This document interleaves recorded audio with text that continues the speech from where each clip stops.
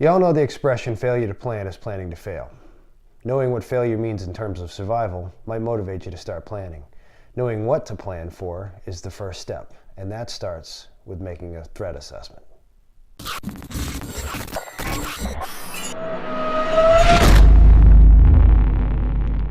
All right, welcome back to the dojo for Technique and Tactic Tuesday.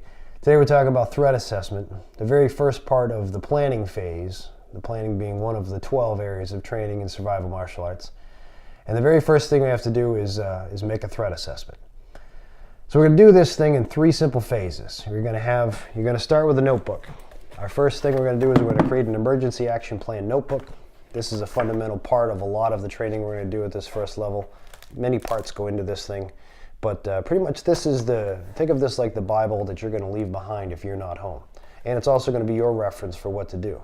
Because a lot of times having a plan in place in a situation alleviates a lot of the decision making when you're under a time of stress. So having emergency action plans in here is a key part. So the first thing we're going to do is we're going to make a list. We're going to write down on each piece of paper, we're going to write down on each page one single item, and it's going to be a danger or threat that we face. So my definition of a threat assessment, let me read this to you, is recognition of potential threats to the maintenance of your existence, either mentally, physically, or spiritually, and the evaluation of its likelihood. Now I say mentally, physically, and spiritually because in the martial arts, mind, body, spirit is an integral part, and we're trying to build all 3 of these up at the same time to make us the strongest and the best that we can be.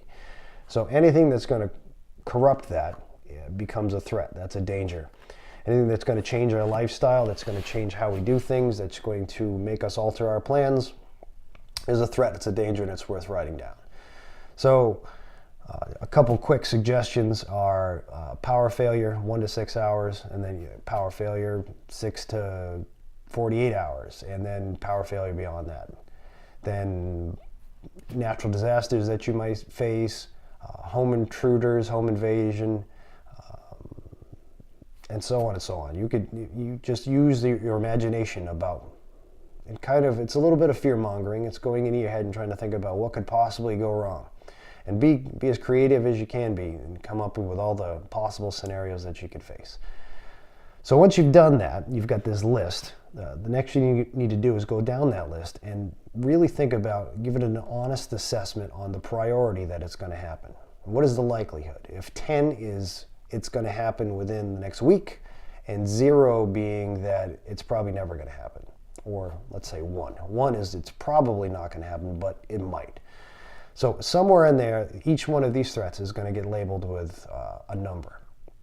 So you put these numbers together, and you have your threat, the probability, and so you have this number, and then when you step back and you look at all of the threats and the probability, now you can start to look at priority. You have to prioritize your actions according to the potential threats. Now, some of them are going to be simply just coming up with an action plan in the event that happens. That's moving some resources that you already have around, putting things in place, or coming up with here's an example, how to prime the furnace when the oil runs out. Simple thing that you might take for granted, or something that maybe you don't even know that you might want to learn, because if you do run out of fuel and you have to get more heating oil, or the gas goes out and it has a safety relay, you might want to figure out how that all works. Having that in the book it becomes an asset to you. It's something that you can fall back on, that you don't have to stop and worry about. Google may not be there in an emergency. You may not be able to ask Siri how to do something. So by coming up with a priority list, it not only helps you figure out which ones to start making the plans for first and to really work your way through, but it's more about resource allocation. If you have a budget that you're going to spend on your preparations, you probably want to spend it on the stuff that's going to get the most bang for its buck in the beginning.